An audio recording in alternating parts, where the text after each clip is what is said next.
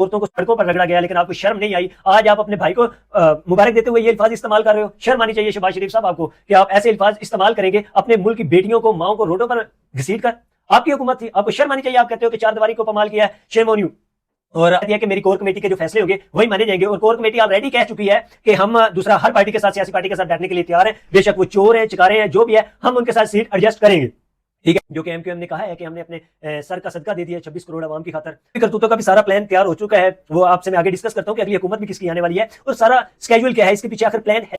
अस्सलाम वालेकुम नाजरीन, मैं हूं नवीद अहमद बड़ैच, अपने डिजिटल चैनल पर मौजूद आप सबको खुशामदीद कहता हूं। तो नाजरीन, आज जो मैं आपके साथ खबरें शेयर करने वाला हूं, एक तो एमक्यूएम और नून लीग की बॉन्डिंग हुई है आपस में, सीट एडजस्टमेंट, उस हवाले से बात करूंगा। जो कि एमक्यूएम ने कहा है कि हमने अपने सर का सदका दे दिया 26 करोड़ आवाम की खातर। और उसके बाद मैं दूसरी बात करूंगा, शेर अफजल मरवत साहब के मुंह पर जो थप्पड़ ही समझे लगे हैं, वो भी इमरान खान ने जो पार्टी के चेयरमैन दूसरे बना दिए हैं, उस हवाले से बात करेंगे। और तीसरी सबसे बड़ी खबर मैं शेयर करूंगा चौधरी परवेज़ इलाही की, जो उन्होंने गैर रस्मी गुफ्तगू की है पेशी के मौके पर। नाजरीन, सबसे पहले मेरी आप सबसे गुजारिश है कि आप मेरे चैनल को सब्सक्राइब कर दें और अगर आप मुझे फेसबुक पर देख रहे हैं तो फॉलो कर दें। तो सबसे पहले मैं तहरीक इंसाफ की बात करूंगा।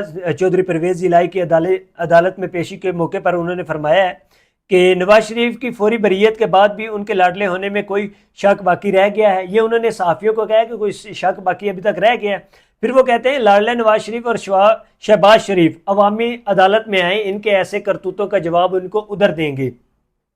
वो भी करतूतों का भी सारा प्लान तैयार हो चुका है, वो आपसे मैं आगे डिस्कस करता हूँ कि अगली हुकूमत भी किसकी आने वाली है और सारा स्केड्यूल क्या है, इसके पीछे आखिर प्लान है क्या, चल क्या रहा है, उस हवाले से बात करूंगा। और फिर वो कहते हैं कि हेरा फेरी के चैंपियन शरीफ बरादरान अवाम की अदालत से कैसे बचेंगे। ठीक है जी, अवाम तो आपके साथ है लेकिन चौधरी साहब आपके साथ नहीं है। ये अवाम तो इमरान खान के साथ खड़ी हुई है और इमरान खान साहब भी जिस साइड पे अपनी पार्टी को लेकर जा रहे हैं, मुझे नहीं लगता कि अवाम समझ रही है। अवाम तो फिलहाल इमरान खान की सुजेशंस वो समझ रही है लेकिन वो इमरान खान की सुजेशंस नहीं है, ये डन है। ठीक है, तो उसके बाद मैं अगली खबर आपके साथ शेयर करूंगा। जनाब मुस्लिम लीग नून के शहबाज शरीफ साहब ने अपने भाई की केसेस से बरीयत के मौके पर बड़े बड़े होनहार अल्फाज पेश किए हैं, उस हवाले से बात करूंगा। उन्होंने नवाज शरीफ को मुबारकबाद पेश करते हुए मजीद कहा कि बेगुनाह नवाज शरीफ ने मामले अल्लाह ताला पर छोड़ दिए थे, अल्लाह ने उन्हें हर इल्ज़ाम से बरी किया। कैद खाने, बेबुनियाद मुकदमात और चार दीवारी की पामाली, किरदार कशी समेत अजियत का हर हरबा इख्तियार किया गया है, लेकिन अल्लाह ने सच्चाई को वाजे कर दिया है।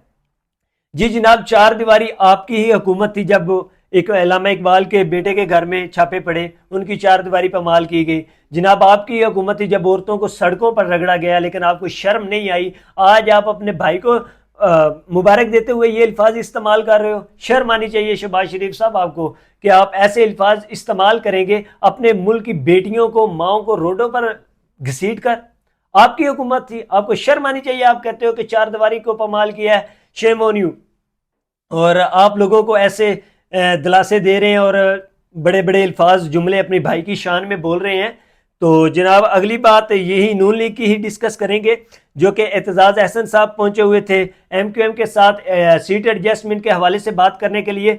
और एमक्यूएम ने बड़ा वो एक अच्छा जुमला इस्तेमाल किया है कि हमने अपने सर की बाजी लगा दी है, सर का सदका दे दिया है 26 करोड़ आवाम के लिए। हमने नून लीग के साथ सीट एडजस्टमेंट कर दी है। वैसे तो आप प्राइम मिनिस्टर की सीट पर बैठने ही वाले थे, एमक्यूएम की पार्टी सारी ही, लेकिन आपने सीट एडजस्टमेंट करके बड़ा आपने गोल सेट कर लिया है।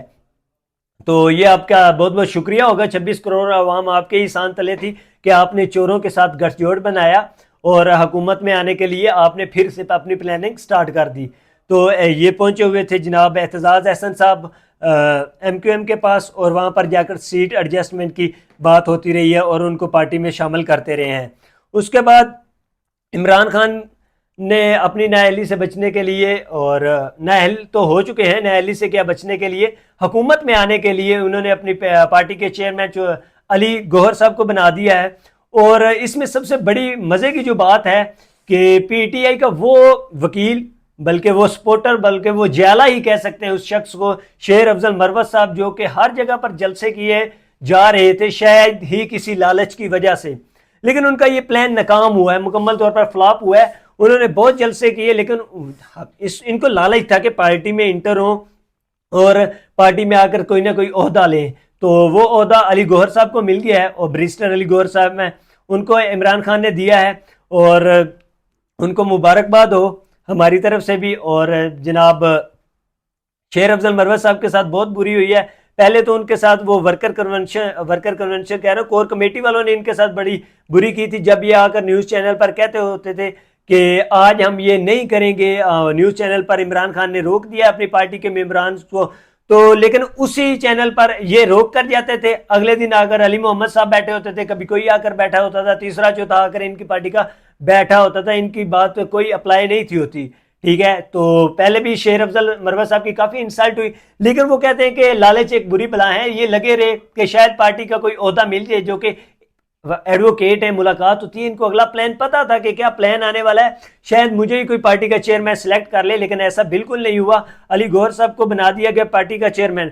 अब मैं बात करूंगा अगला इलेक्शन में कौन कौन आ रहा है हुकूमत में। अगले इलेक्शन में आपके प्राइम मिनिस्टर साहब हैं तो नवाज शरीफ, ये तो डन है।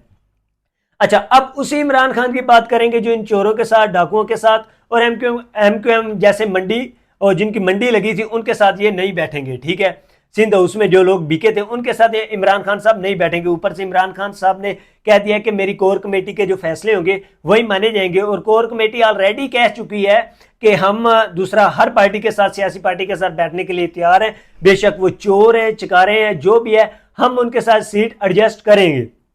ठीक है, तो ये इमरान खान की पार्टी की जो कोर कमेटी है वो कह चुकी है, और इमरान खान ने भी कह दिया कि उनके फैसले माने जाएंगे। और जो अली गौहर साहब पार्टी के चेयरमैन बने हैं, इसके पीछे भी बहुत बड़ा प्लान है। ये आपको इलेक्शन होने के बाद समय लगेगी, जब पीटीआई को भी 40-50 सीटें मिल जाएंगी, क्योंकि बचनी वही हैं। ठीक है, पीएमएलएन को भी 60-70 मिल जाएंगी, एमक्यूएम की होंगी, बस इसी तरह मिला के इस्तेकाम पार्टी की मिला के हुकूमत बन जाएगी, कल को फिर गिरा ली जाएगी। तो ये प्लान है सारा, और नेक्स्ट हुकूमत इसी तरह आनी है। तो नाजरीन, आज के लिए इतना ही, मुझे दीजिए इजाज़त, अल्लाह हाफिज़।